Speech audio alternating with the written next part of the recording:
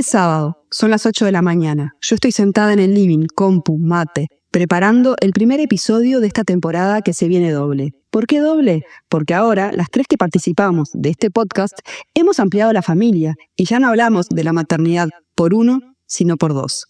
Mientras escribo estas letras, mis 2 hijos de 6 y 3 años piden música, bailan, me dan besos, me abrazan, me tocan, reclaman desayuno y se vuelven a ir al cuarto, donde crece un juego simbólico maravilloso, que afianza sin duda su fraternidad.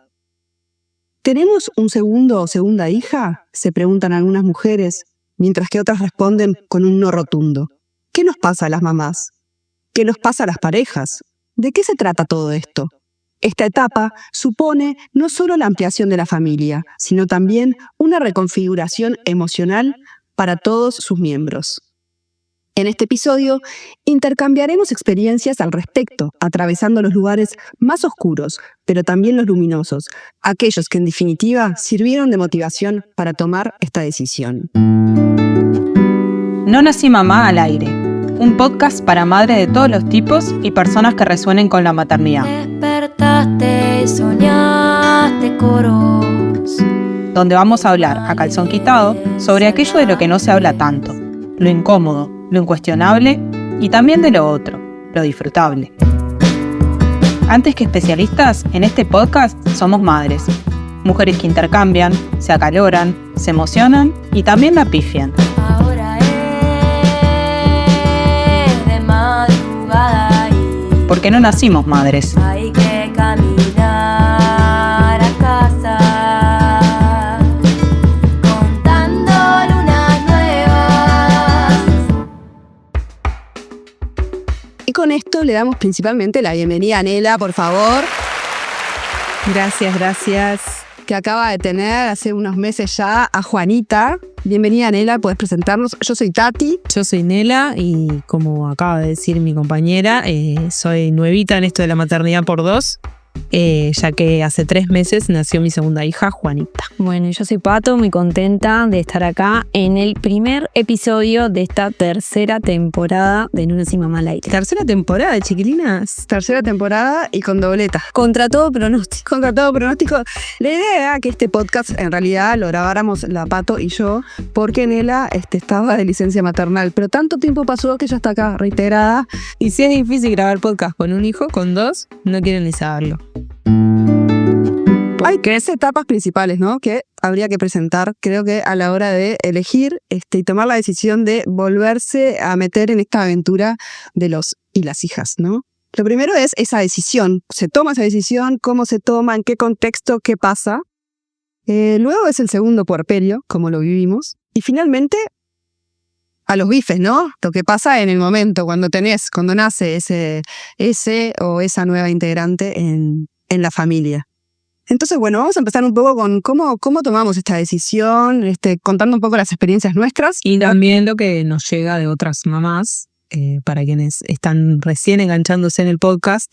Pato y yo somos psicólogas perinatales y trabajamos con muchos tipos de maternidades. Nuestro proyecto se llama No nací mamá, que le da justamente el nombre al podcast también, donde se integra Tati, comunicadora y gran compañera de ruta.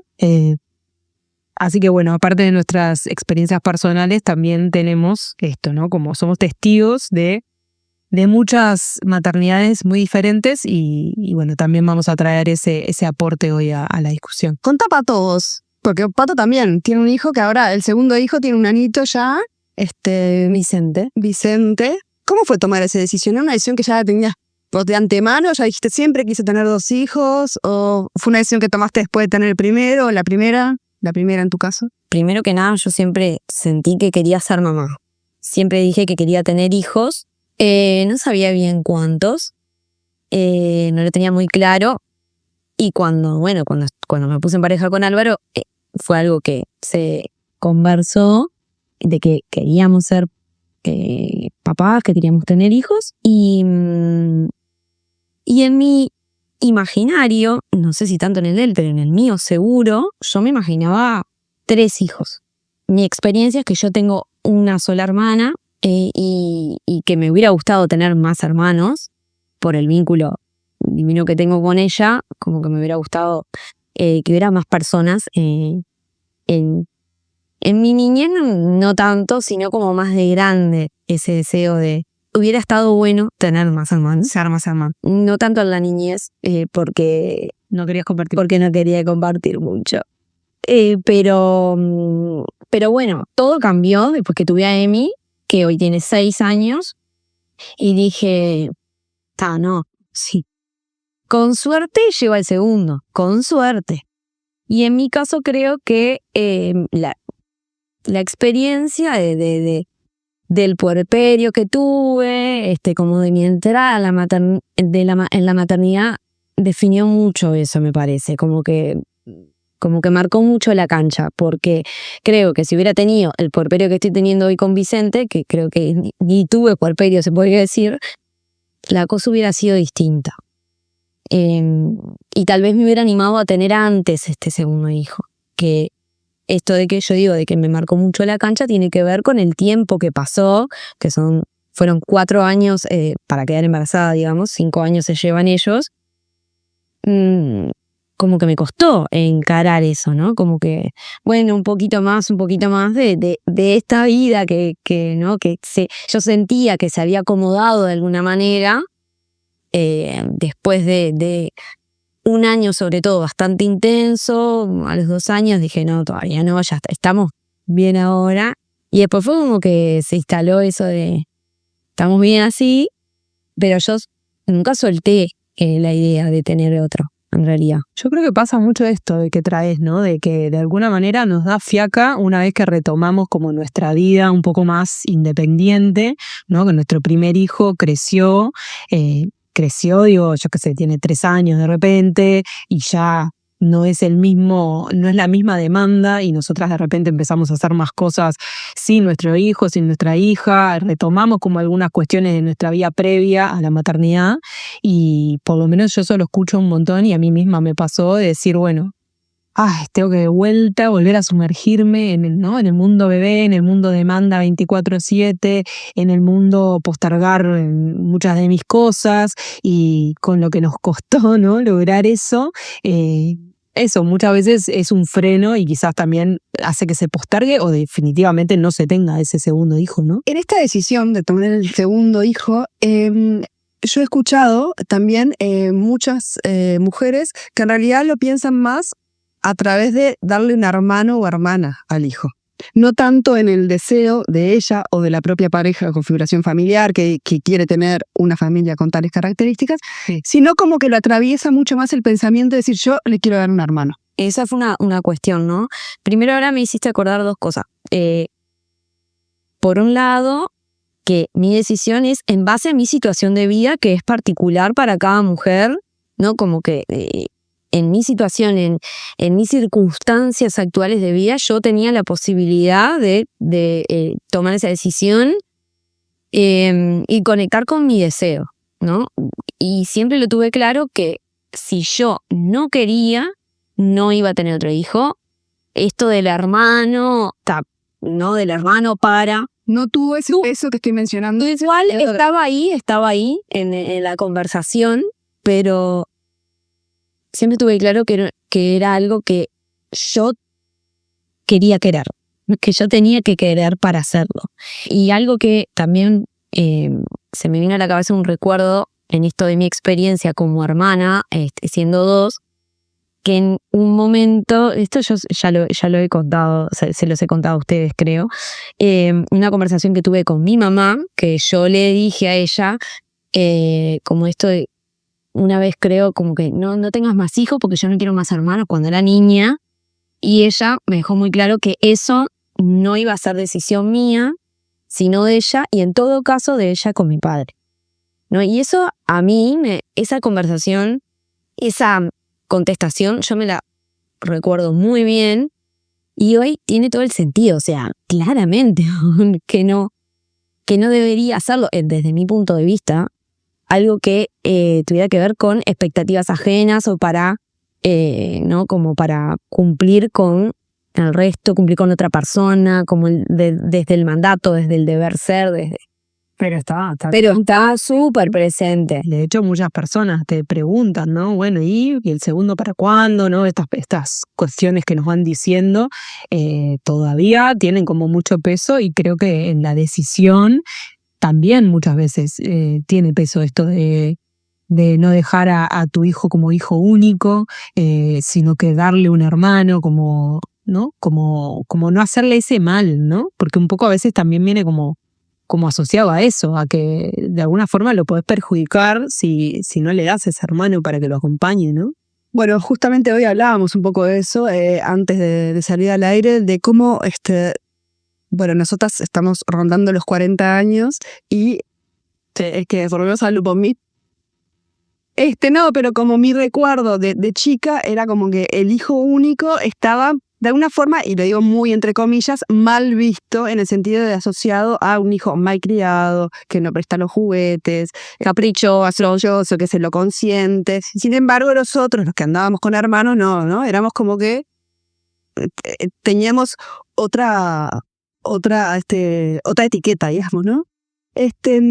A mí lo que me da la sensación que hoy en día eso ha cambiado y ya la decisión de tener un hijo es una decisión también. No quiere decir que antes no la sea, pero sí que, como hemos mencionado en otros episodios, es cierto que la maternidad no se cuestionaba tanto. La mujer no se la cuestionaba tanto. De repente, si se casaba, tenía hijos. Ni la maternidad por uno, ni la maternidad por dos. Claro, ni por uno, ni por dos.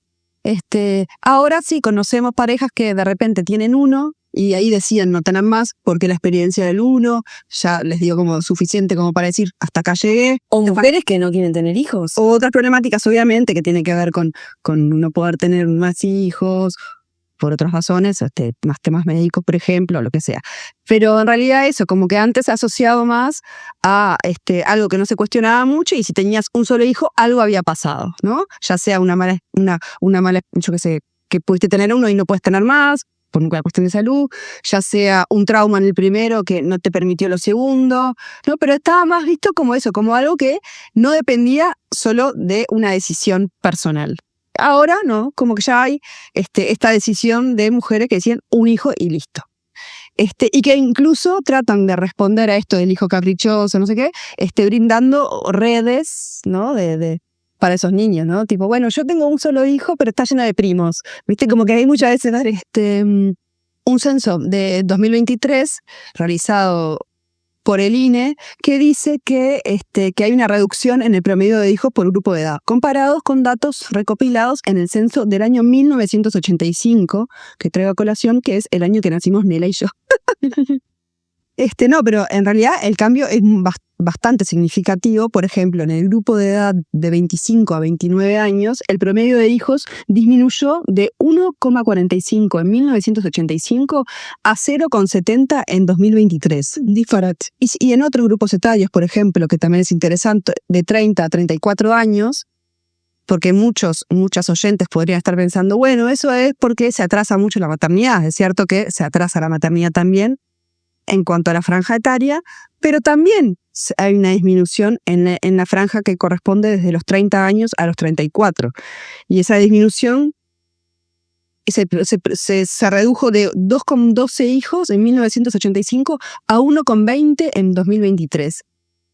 Y en los grupos de mayor edad, como de 35 a 39 años, se redujo su promedio de 2,55 a 1,60. Es decir, que en todas las franjas etarias, las mujeres están teniendo menos hijos, sobre todo en la franja más joven. O sea que hay una postergación de la maternidad, ¿no? Pasando raya, podemos decir que hay una postergación de la maternidad, pero incluso en las franjas más viejas, por decirlo de alguna manera, también hubo una reducción. O sea que estamos teniendo menos hijos y los estamos teniendo más tarde. Exactamente. Y después hay un dato interesante, de acuerdo a un censo realizado en el año 2017, si no me equivoco, ¿sí? El número ideal de hijos para la mayoría de los uruguayos es 2, ¿no? En cuanto al deseo. Me encanta ese contraste, Tati, porque justamente nos da lugar a hacernos la pregunta de qué pasa si deseamos tener 2 hijos, ¿por qué después tenemos uno solo? ¿No? Que sería más o menos lo que los números muestran.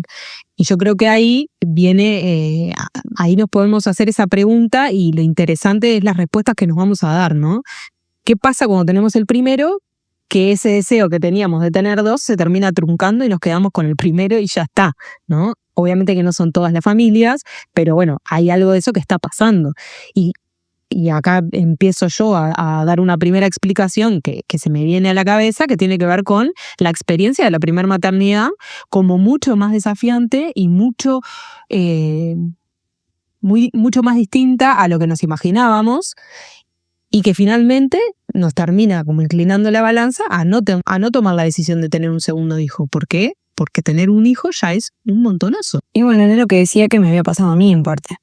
Como mi entrada a la maternidad, mi experiencia, la postergación de tenerlo, porque yo siempre supe que quería otro, pero en esto de, bueno, tirarme a tenerlo, la fui pateando por eso, por mi primera experiencia, porque me pareció muy intensa. Porque acá, para mí lo que entra más en juego, o lo que más me importa a mí en realidad, es ver si hay frustración en eso.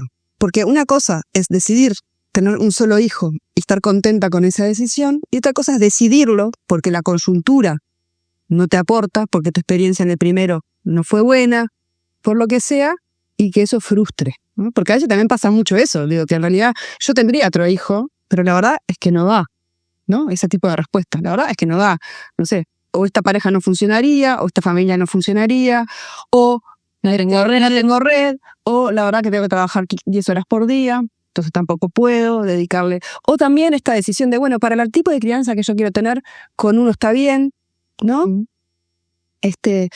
También se escucha mucho eso, ¿no? Como también con las exigencias que están buenas, ¿no? En el sentido de las nuevas formas de educar, de las formas de criar, en realidad, más que de educar. Una crianza respetuosa, donde se avala mucho más la palabra del niño, el sentir y todo. Claro, cuando tenés 2 o como tenés 3, ya todo eso empieza a jugar distinto, ¿no? Me hace acordar a la metáfora de la sábana corta, que en clínica una paciente me traía esto de la metáfora de la sábana corta. La situación de ella es que tiene 2 hijos, en este momento ya está separada del papá y los hijos, y traía esto de que cuando sentía que podía responder a todas las demandas, a todas las necesidades, de una forma que ella consideraba que estaba bien para ella, ¿no? Como cumplir con todo, como cubrir todo eso, sentía que de repente le faltaba atender al otro, ¿no? O también por el contrario no, además de eso también le pasaba que cuando ella sentía que podía cumplir con los 2 de una forma en la que ella se quedaba satisfecha, por decirlo de alguna manera, con las necesidades y las demandas de los 2, se descuidaba a ella.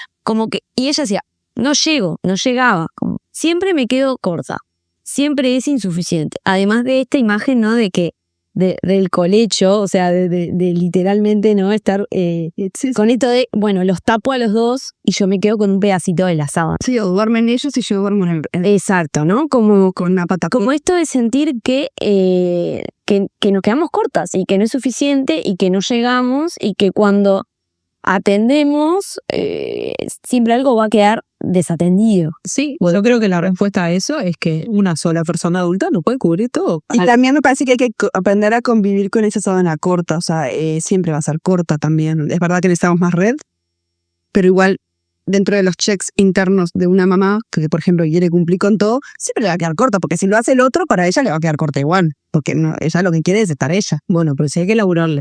Claro. Que está clarísimo que hay una cuestión de exigencia nuestra, que también eso lo elaboramos mucho a la clínica, que responde muchas veces a mandatos, que responde a los roles de género, ¿no? De lo que se espera de la mujer en el rol de mamá, que no es lo mismo para los varones en el rol de padre, que se espera mucho menos de ellos. Entonces, nosotras ya venimos con la mochila más cargada a la hora de cumplir nuestro rol como madres, de lo que se espera de nosotras, de las exigencias, siempre venimos de atrás, si se quiere. Lo que para nosotras es de repente bueno, suficiente, para el padre de repente, para un varón es guau, ¿no? Que lo que decimos siempre, qué padrazo, de repente. Y para nosotras no, nosotras tenemos esa exigencia de alguna manera como muy chipeada bueno, que esto decían ellas, se trabaja, es algo que se trabaja en psicoterapia, ¿no? Como esto de conectar con qué venimos, desde nuestra historia y lo que siempre hablamos, y también con los mandatos, con lo que nos atraviesa. Bueno, yo creo también que esto como de la exigencia nuestra es uno de los frenos a tener ese segundo hijo. Porque ya con uno lo dimos todo, lo damos todo. Entonces sentimos que no tenemos de dónde más sacar. Entonces nos imaginamos un segundo hijo y ¿cómo hago? ¿De dónde saco más tiempo, más energía, más amor, más todo para darle a ese segundo hijo? Pero volvemos al mismo punto de que no tiene que venir todo de nosotras. Cuando logramos como repartir eso, cuando hay, ¿no?, quien sostenga también, quien tome también esa posta, bueno, capaz que ahí empezamos a pensar, ok, y esto lo voy a traer también con el tema de la pareja, que esto que vos trajiste, el que lo dijiste rapidito, Tati, es algo que aparece un montón también en las mamás con un solo hijo, de decir, la pareja no aguanta un segundo hijo. ¿Y qué hay atrás de ese la pareja no aguanta un segundo hijo? Bueno, muchas veces está el tema de la corresponsabilidad parental que no está siendo, básicamente, ¿no? Y hasta uno podemos aguantar. Hasta uno logramos tener las pelotitas del malabarista en el aire sin que se caigan, dándolo todo y con un costo enorme muchísimas veces, pero lo logramos. Ahora, ya con 2 es imposible. Claro, ya con 2, vamos a hablarlo ahora más adelante, pero bueno, implica una reconfiguración de toda esa organización que vos estás planteando en la primera, que en la segunda tiene que cambiar. Y bueno, sí, es verdad que no todas las mamás están dispuestas, o todas las parejas están como en esa línea, ¿no? Es cierto lo que vos decís, Linda. La pareja no aguanta, muchas veces en realidad está de alguna forma demostrando esta falta de corresponsabilidad parental que existe, que en realidad Dando los crapos a la mujer. Claro.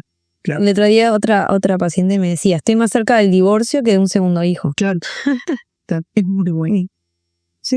Bueno, también aparece el segundo hijo muchas veces a intentar salvar a la pareja, ¿no? Me encanta que lo traigas porque tal cual. Y ahí yo digo, ¿cómo somos los seres humanos, no? Porque esto del pensamiento mágico, ¿no? Lo estudiábamos en Facultad de Psicología un montón. Como vivimos en esa, ¿no? Porque muchas veces pasa que de repente con nuestra pareja, antes de tener hijos, ya pasan determinadas cuestiones donde de repente las tareas no se reparten de forma equitativa o hay otras cuestiones, la comunicación no es buena, lo que sea, y está como esa fantasía de que, bueno, cuando tengamos un hijo, ahí sí nos vamos a poder organizar mejor, ahí sí va a surgir algo que no está pasando hoy, y obviamente no pasa. Y después vuelve a suceder con el segundo, ¿no? Bueno, con el primero están pasando cosas que no me gustan, que que hacen que nuestra pareja entre en crisis, y ahí vamos a pensar en un segundo hijo como para resolver. Y en realidad es como súper loco, ¿no? En realidad destruye mágica. Si ya no pasa con uno, ¿por qué pasaría con 2? Cuando en realidad todo es el doble, la carga es el doble. Y ahí podemos ir también a esta fantasía que muchas veces escuchamos de, el segundo se cría solo. ¿Qué se va a criar solo? Mitos y más mitos. Necesitamos más tiempos de cuidados, necesitamos más energía, necesitamos más plata. O sea, todo se duplica. Y si ya pasa que esto que siempre hablamos, que para criar se precisan más que 2, con 1, con 2, ni que hablar. Bueno, a nosotros nos pasó ahora con Juana, que tuvimos que ampliar nuestra red, ¿no? Y nosotras siempre traemos esto de la importancia de tejer esa red, de pedir ayuda, de sacarle el jugo máximo que podamos, con la convicción de que no se puede a una persona ni a 2 personas cuando hay una segunda persona, digamos, adulta, cuidar a 1 o más hijos. Bueno, a nosotros nos pasó que cuando estaba solo José, entre la flexibilidad horaria que tenemos tanto Diego como yo en nuestros trabajos, más la ayuda de abuelos, tíos, bueno, nuestra red, lográbamos armar la red de cuidado que nos parecía que estaba bien para José. Pues llega Juana y de alguna manera también estaba esa fantasía de mecharla ahí entre todo y la realidad es que no, porque es una bebé, porque no está institucionalizada, entonces no tenemos esas horas de cuidado resueltas, porque la diferencia de edad entre José y Juana es de 5 años, entonces también tampoco le podemos decir a un abuelo, o por lo menos no nos sentimos cómodos de decirle a un abuelo que las cuida a las dos, porque son necesidades muy distintas las que tiene cada una. También José está aprendiendo a ser hermana mayor y también quiere su exclusividad. Y bueno, y nos vimos en un brete y tuvimos que tomar una decisión que con José no la habíamos tenido que tomar y que costó también. Y que costó a la interna de la pareja también. ¿Es necesario? ¿No es necesario? ¿Para qué? ¿Cómo? ¿Quién? Por suerte hoy en día está consolidado y tenemos una niña que es fantástica y fluye todo mucho más gracias a eso. Pero lo traigo justamente para ilustrar esto de que no es como vino uno, así como pasa uno, pasan los dos y el segundo se cría solo. No, necesita cuidados específicos. Igual a vos te pasó también, siempre lo contás, ¿no? Como esto de, con José ya te había pasado que creíste que le ibas a integrar a tu vida. Totalmente. O como una actividad más. Como un déjà vu, por eso ya era como un déjà vu del primero, pero con el segundo.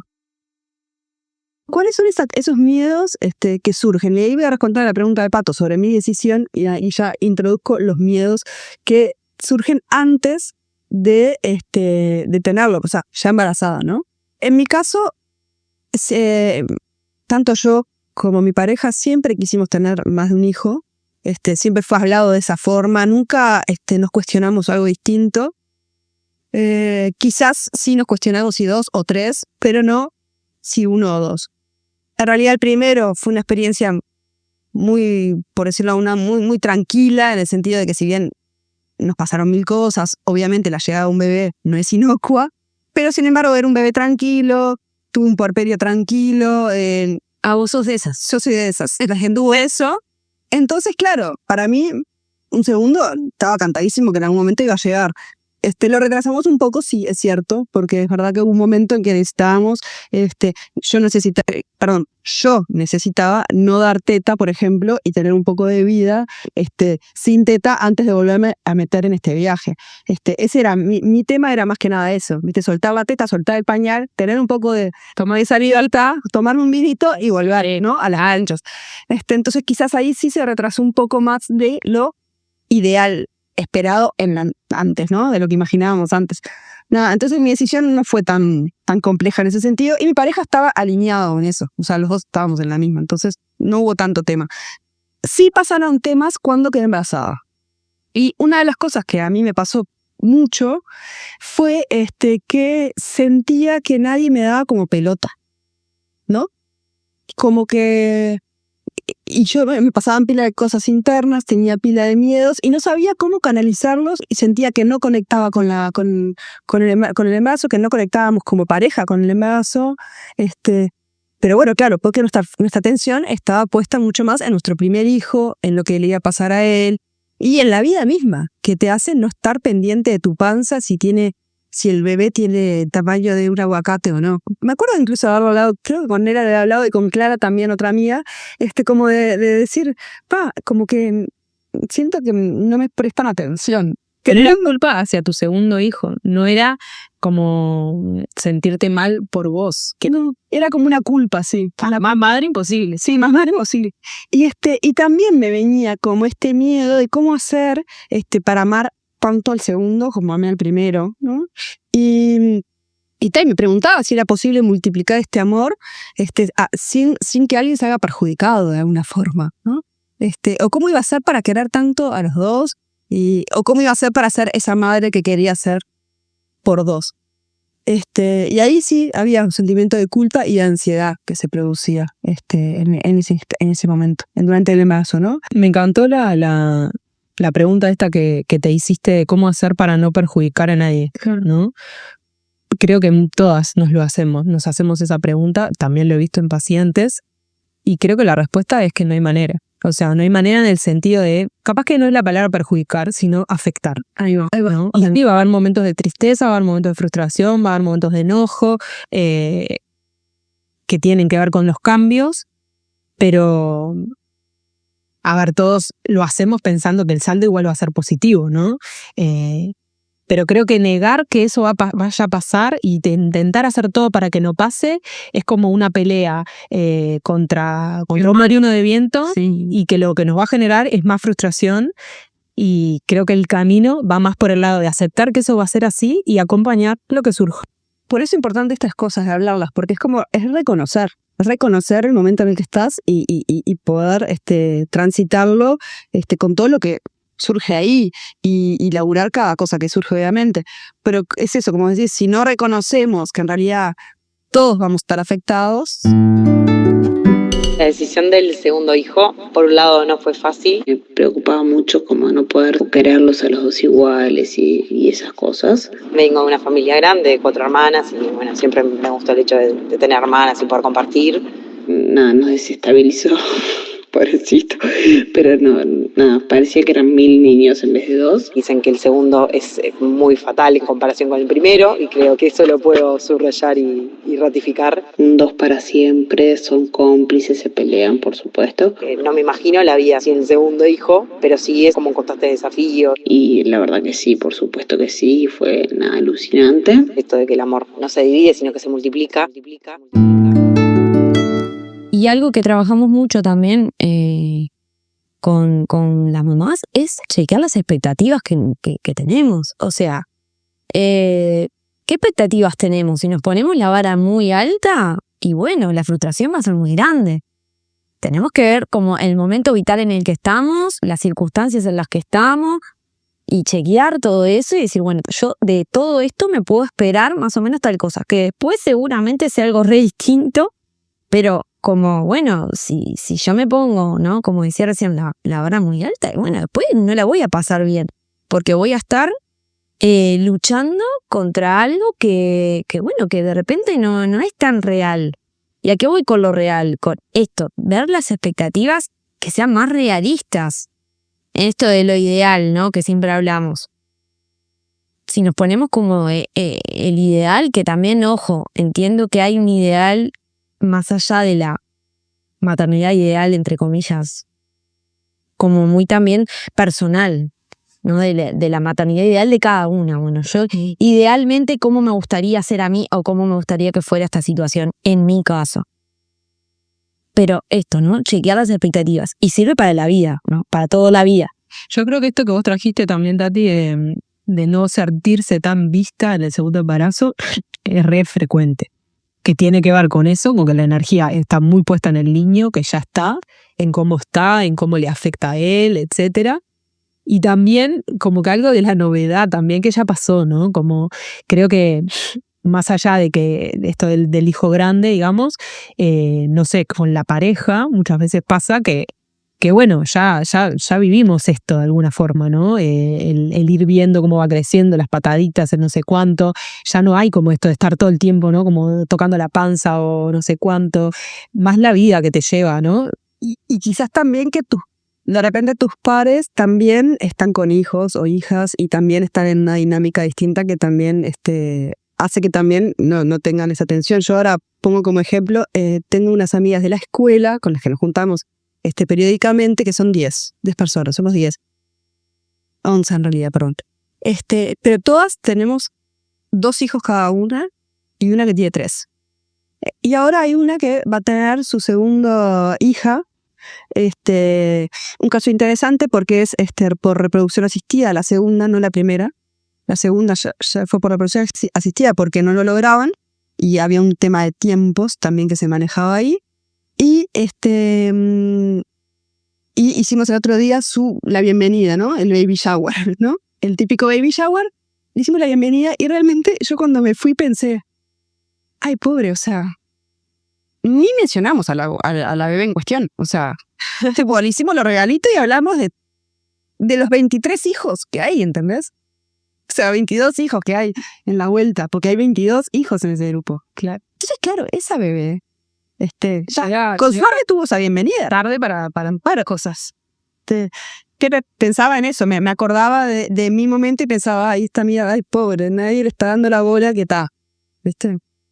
Y bueno, y con todo esto también quiero traer algo que también para introducirnos en lo que es vivir el segundo puerperio, cómo vivimos el segundo puerperio, es también el recuerdo de ese primer puerperio, ¿no? traigo acá la Pato porque me parece que tu historia a mí siempre me marcó en ese sentido de decir, bueno, cuando tu primer puerperio no es como lo esperabas, o sea, se asemeja más, por decirlo entre comillas, si no te enojes, Pate, a un desastre. El segundo, el miedo que puede generar a que no de nuevo decía, ¿no? Sin embargo, tu experiencia muestra cómo cada llegada de hijo o hija es distinta, cómo nosotras estamos distintas y cómo también se puede dar todo distinto.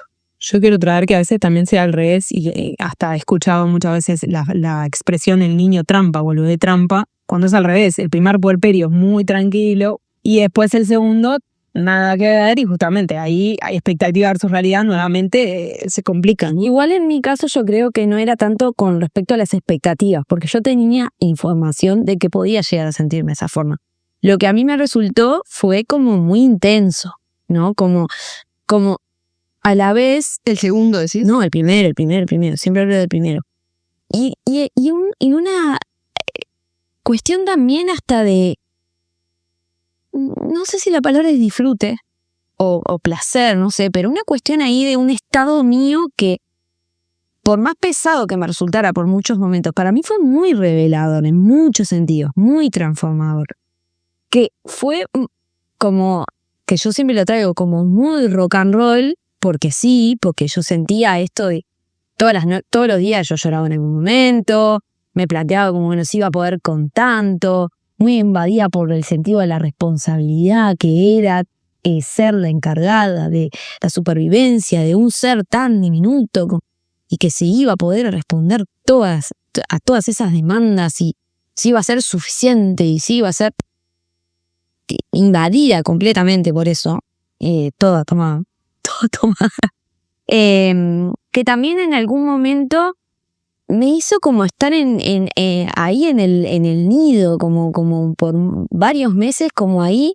Había una cosa ahí del sillón a la cama y de la cama al sillón en bata que a mí me costó también salir de eso, ¿no? Que llegaba un momento del día en que no lo sentía tan, que era como muy pesado, pero que bueno, que de alguna forma esto me fue funcional y yo estaba ahí en esa burbujita. Que después cuando salí me hizo muy bien también. Quizás también la mala, viste que peor que esto no puede ser. En muchos sentidos peor que esto no puede ser. En mi caso, no lo sería al puerperio lo que fue distinto para mí. Fueron hijos distintos. Y ahí lo que yo noté, la diferencia es, bueno, yo me imaginaba a un niño como Manu, que era re tranqui, que no sé qué, y no, vino un niño más activo, porque también es el segundo, porque tiene el primero, porque la dinámica es otra, por muchas cosas. Y mi segundo puerperio, en realidad, tampoco presentó mayores inconvenientes en cuanto, por ejemplo, a la lactancia, pero sí en cuanto al cansancio. Un cansancio que yo no había registrado en el primero y tiene que ver también con la nueva dinámica familiar y porque tenés al otro y tenés todos estos sentimientos de culpa, ¿no? Por ejemplo, a mí me pasaba que por los horarios laborales nuestros, en realidad durante el primer año de Gael, yo me ocupaba de su dormida nocturna de los dos niños, porque Álvaro trabajaba hasta más tarde.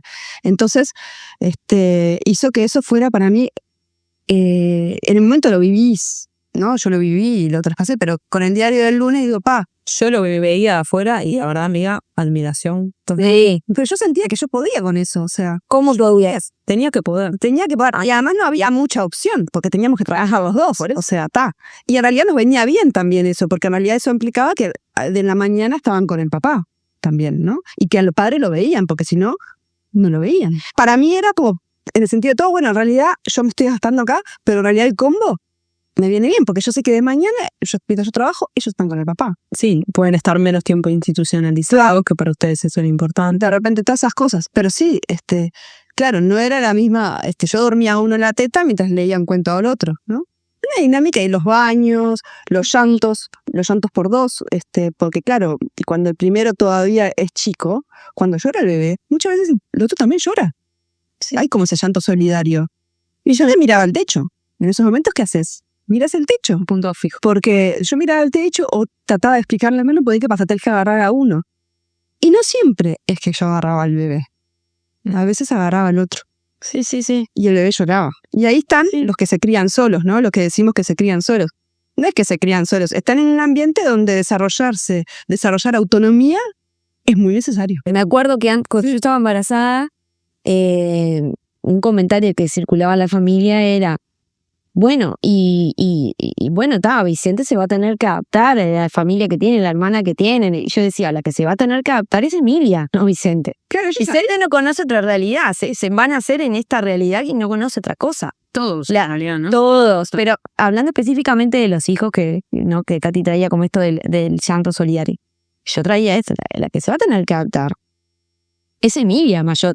Si es por uno de ellos dos, la realidad de ella es la que cambia.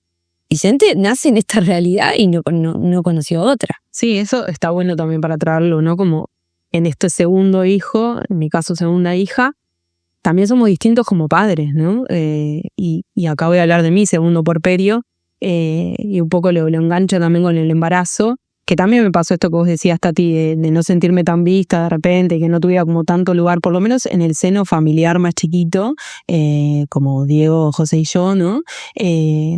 Pero después, el último tiempo de embarazo lo viví súper bien, o sea, lo disfruté muchísimo porque también siempre estuve conectada, y también esto influyó en el puerperio, y ahora cuento cómo, siempre estuve conectada con la idea de que acá se termina mi familia, o sea, yo no voy a seguir teniendo hijos, y esa sensación de finitud a mí me lleva a poder disfrutar mucho más a mi bebé. Esta es la última vez que voy a tener un bebé, me repito. Exactamente, y con el embarazo me pasó también. Esta va a ser mi última gestación, mi última panza, quiero disfrutarlo a full. Llegó el verano, que para mí estuvo de más gestar en verano, o sea, el último tiempo de la gestación en verano, pero a lo que voy es eso, que esa sensación como de que esta era la última. Y además acá comparto algo que no he compartido, pero antes del nacimiento de Juana yo tuve una pérdida gestacional un año antes, lo cual hizo que todo fuera mucho más maravilloso y mucho más milagroso, ¿no? Yo a veces digo mi pequeño milagrito, bueno, porque llegó ella cuando habíamos pasado por una situación re triste a nivel familiar, bueno, a traer vida, a traer luz, a traer un montón de cosas. Bebé arcoíris, que hizo que yo, o sea, tengo el chip de que esto se tiene que disfrutar y no como un mandato, o sea, realmente como pudiendo conectar con lo agradecida que estoy al mundo, al universo, a que mi familia se siguió ampliando y que hoy está esta bebé que es hermosa y además tiene características muy, muy fáciles, es una bebé muy fácil, llora muy poco, duerme muy bien, un montón de cosas, se queja muy poco, que ahí también yo digo, ¿qué fue antes, el huevo o la gallina, no? Es ella que tiene estas características, que obviamente cada bebé es único, pero también es la familia que encuentra a estos padres muy agradecidos a la vida, mucho más relajados que con José, encuentra una hermana mayor que también hace lo suyo, porque también aporta un montón a nuestra dinámica familiar, desde jugar con ella, desde mirar con ella, que de alguna manera a veces yo pienso, no tuve tanto tiempo de hacerlo en el día, pero lo hizo su hermana, ¿no? Y a mí eso me deja tranquila también, todo el amor, cómo la mira, cómo le habla cariñosamente, bueno, cada uno desde su lugar, ¿no? Y bueno, eso hace que este segundo puerperio para mí son los padres, como me dijo una vez una madre, una seguidora de No Nací Mamá, el segundo puerperio son los padres, y tal cual, o sea, yo no siento que haya entrado en ese remolino emocional que sí entré con Josefina, no siento que tenga las dudas, los miedos, las inseguridades, la rigidez que a mí me caracteriza cuando algo me pone nerviosa. No siento que me esté pasando hoy con Juana y creo que tiene que ver con todas estas cosas, ¿no? Sí, y hay un lugar también de que en el segundo hay que actuar. Yo creo que la palabra es hacerlo simple. Claro. Y el rol del otro hermano o hermana es también fundamental. Eso que dijiste es verdad. Y lo ato un poco a esto que dije al principio, ¿no? Cuando yo me estaba preparando este episodio, realmente yo tenía a los niños arriba, que en un momento le dije a Laro, bueno, vení porque ya no estoy pudiendo, ¿no? Pero también al mismo tiempo, yo veía que ellos se iban al cuarto y jugaban, ¿no? Está el rol del hermano ahí, ¿no? Entonces, claro, yo no me podía estar ocupando del chiquito, se estaba ocupando el hermano. Y al día de hoy me pasa que están tan aliados, bueno, ayer me pasó, por ejemplo, están tan aliados entre ellos, que, por ejemplo, si yo saco a Gael por algo, no sé, se está portando mal, lo que sea, lo saco, no sé, de ese lugar, ¿por qué empiezas por el hermano? Entonces empieza, y así, ¿viste? Ayer lo hizo. Y a mí me encanta ver eso. Porque me encanta ver eso, ¿viste? Porque es una relación Una complicidad. hermosa. Entonces te vuelven loca porque se te tiran los dos arriba al mismo tiempo. Y se vuelven locos entre ellos. Se vuelven locos. Pero es hermoso ver cómo va creciendo eso y se va afianzando. Y yo ahora cuando veo a él buscar al hermano para ser rescatado de las madres, de las manos de la madre, de ese momento, de las garras de la madre, me encanta. Porque en esto que decía Nela, como que viene primero huevo la gallina, también, o sea, más allá de que vos decías, bueno, el papel del hermano, sí, el papel tuyo ahí, ¿no? De también posibilitar eso, habilitar ese vínculo y el amor. Esto como que al final y al cabo, o sea, donde hay amor, lo más seguro es que haya amor. O sea, si vos no criamos con amor, no vamos a poder esperar que haya una relación así entre hermanos también, ¿no? Y la importancia ahí del amor y del respeto y de cuidar todo eso y de transmitirlo también entre ellos, porque se podrán pegar, pero también se cuidan, ¿no? Entonces, y que es parte de, ¿no? Yo me acuerdo una profesional que una vez consultamos unos temas y que nos dijo, déjalos que se peguen. Me acuerdo que me dije yo, déjalos. Si no se pegan con sus... Si vos tuviste hermanos, sí. Bueno, si no se pegan entre ellos, ¿no? Es acá donde ellos se entrenan a la vida. Déjalos. Mientras no corra sangre, obviamente, ¿no? Pero no estemos interviniendo cada cosa. Álvaro me dice mucho eso, que yo como que tengo esa de intervenir. Lo que pasa es que a veces no querés pegar, no ver que se lastimen o no querer que peguen. Sí, obvio, ¿no? Y la diferencia de tamaño, porque, a ver, Emi tiene 6 claro. Y Vicente tiene 1. Claro. O sea, hay una diferencia ahí, en mi caso, pero en eso, justo el otro día decíamos que nosotros no sé qué le comentamos a Vicente, ay Vicente, deja eso, no sé qué, y Emi saltó a defenderlo, ¿no? Como, bueno, no le digan así o no sé qué, y le decíamos, vos lo defendés, ¿no? Como, claro. Vos sí lo podés atacar, pero lo defendés. Solo vos podés decirle cosas, ¿no? Porque la bromeamos con eso. Y en parte pasa eso, pasa con los hermanos. Yo me acuerdo de sentirlo así. O sea, solo yo le puedo decir cosas a mi hermana. Nadie le puede decir cosas a mi hermana, ¿no?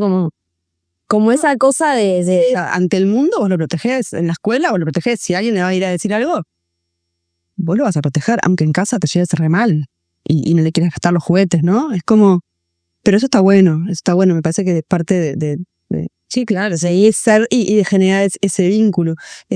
Yo siempre le digo, a Álvaro siempre le digo también, digo, Gael, su persona favorita en el mundo, no sos vos ni yo, es Manu. O sea, vamos a buscarlo al jardín y al primero que abraza es a Manu. Como impresionante, ¿no? La admiración, todo. Y Manu lo ama. Otra cosa que aparece también en esto de la decisión o la experiencia o esto de darle un hermano a nuestro primer hijo o hija, mucho de esto también he escuchado, como de ver el vínculo entre hermanos, como mucha ilusión respecto a ese vínculo, ¿no? Como, ay, me encantaría verlos como hermanos, no sé qué, como ver a fulanito con un hermano o con hermanita, como hay mucho de eso también de la ilusión y las expectativas que hay con respecto a eso. Yo ahora te escuchaba a vos y se me venía a la cabeza, ahora que Vicente está caminando, dando sus primeros pasos, la cara de Emi al verlo caminar, de fascinación, de emoción, de alegría, y esa imagen, ¿no? De ver esas cosas, es como que decís, qué hermoso esto que se está dando, y esto, de ser parte, de ser testigos, y bueno, como que al final del día decís, bueno, vale la pena, ¿no? Como este cansancio, que nosotros siempre hablamos también de como del cansancio, que nadie dice que no, puede ser que te arrepientas, puede ser que... Creo que en cada situación particular van a pasar cosas distintas, creo que es una decisión que hay que tomar con conciencia, tanto como desde el primero, ¿no? Como, sí, sin dudas, pero... Y yo creo que también en esto del vínculo entre hermanos, a veces igual funciona como una presión a tenerlos medio seguidos. Como esto de, no, yo quiero que se críen juntos, quiero que jueguen juntos. Y a veces ponemos más el foco ahí que en poder mirar si yo como mujer o nosotros como pareja o nosotros como familia estamos prontos para dar ese paso que seguimos hablando de que es traer un hijo al mundo, ¿no? Que por más que sea un mundo... Tampoco estamos 100% nunca.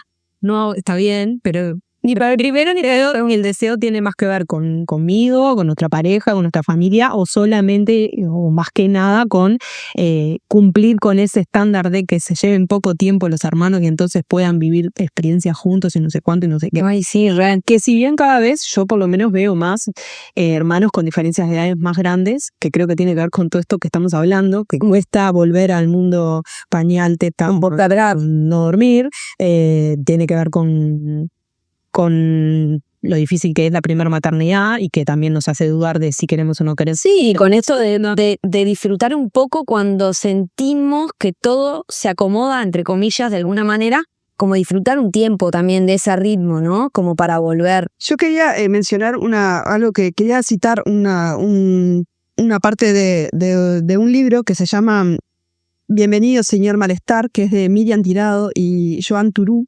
que dice, es un libro que habla sobre es un libro perfecto para regalar a un hermano mayor, a un hermano mayor o hermana mayor.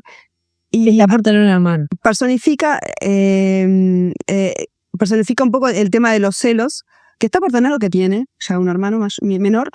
Y acá habla el señor Malestar, que es un señor que aparece para resolver un conflicto que se genera entre la mamá y ese hijo primogénito, cuando ya está el segundo bebé, ¿no? En la vuelta.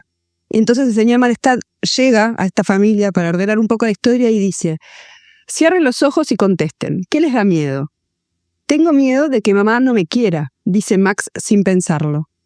Y yo tengo miedo de que Max piense que no lo quiero como antes, añadió ella. Un poco para ilustrar estos miedos entrecruzados y que está bueno como reconocerlos y ponerlo en palabras incluso con ese primogénito. Porque también está bueno reconocer que la mamá también tiene esos miedos y también actúa en función de esos miedos. Quizás muchas veces sobreprotegiendo o quizás nada, llorando nomás, o enloqueciendo, ¿no? Pero para poder entender que la revolución emocional es de todos, ¿no? Ahí. Sí, me hace acordar una conversación con Emi que hemos tenido un montón desde antes de que naciera Vicente y después también con respecto a esto, ¿no? A esta nueva configuración familiar.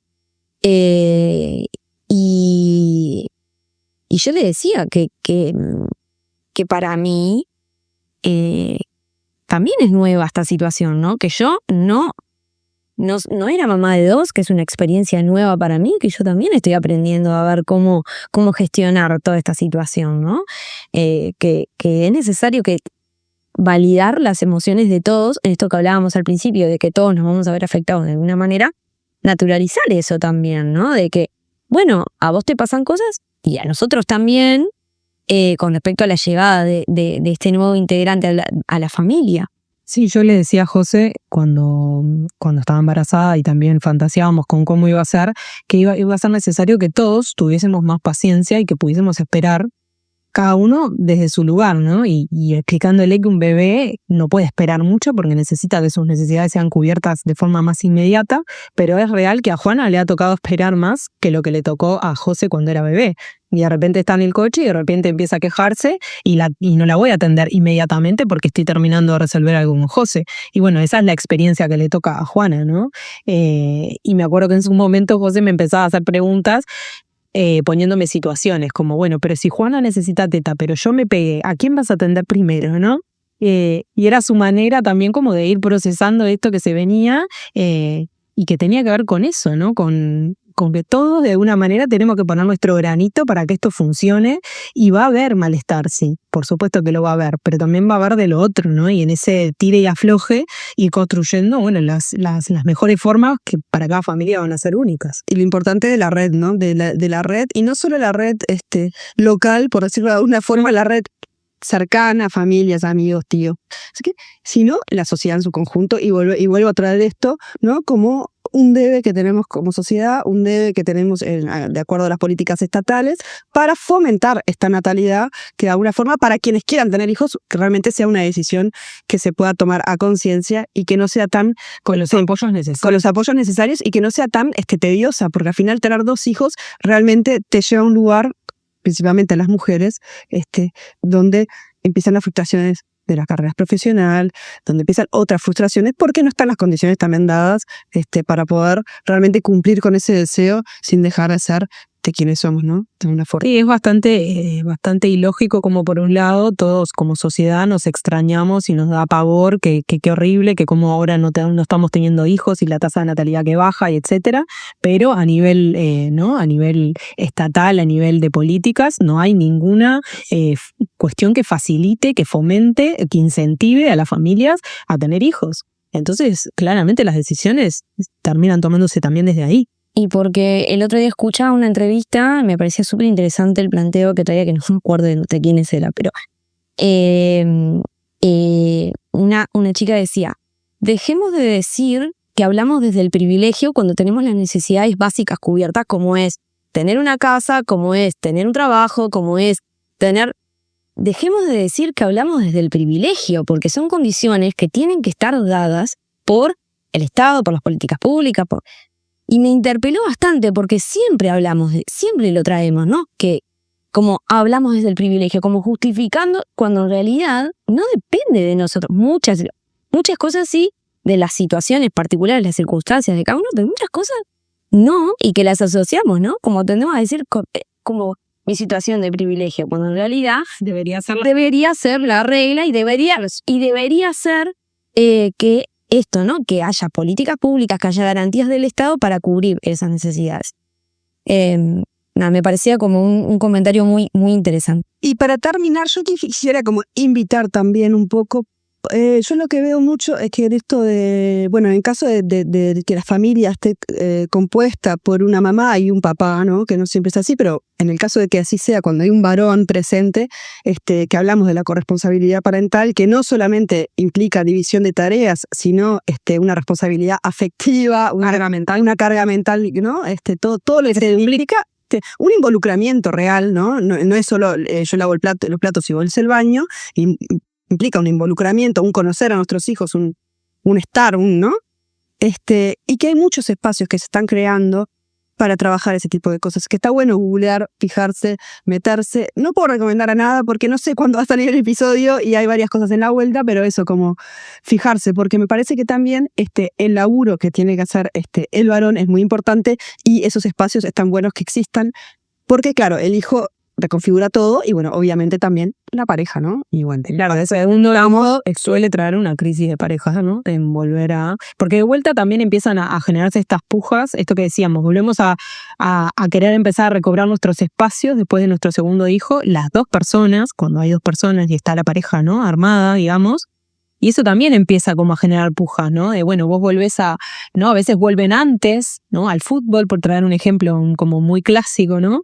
De lo que habían vuelto con su primer hijo. Y yo también quiero empezar a salir, pero a su vez no sé y me da culpa y, ¿no? Y empezamos como sí, no, cuánto, ¿verdad?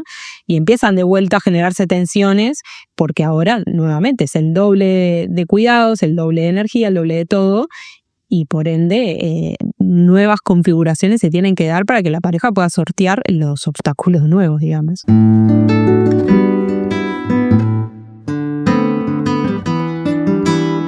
Bueno, me parece que este tema da para hablar, ahora que traías el tema de la pareja también. Da para seguir cortándotela, pero tenemos que ir cerrando, porque si no, estamos 3 días hablando de esto. Es un tema súper interesante. Los invitamos a comentar en nuestro podcast, a replicarlo, a compartirlo, a entrar al Instagram de No Nací Mamá, donde hay mucho material sobre esto. Sí, a que nos sigan en Spotify, que nos califiquen en Spotify, que es una gran ayuda para seguir llegando a más mujeres, a más familias, que nos escuchen más. Les agradecemos un montón. Y mandarle este episodio a esa amiga conocida que está pensando en tener su segundo hijo, o está embarazada, o acaba de ser madre por 2, que seguramente le venga bien escuchar un poquito de las experiencias de otras. Y un agradecimiento especial, como siempre, a Alejandro Correa, nuestro sonidista estrella, y a las chicas de Animales de Poder que nos ceden su música hermosa que nos funciona a nosotras de cortina. Bueno, nos encontramos en el próximo episodio. Nos veremos por estar ahí.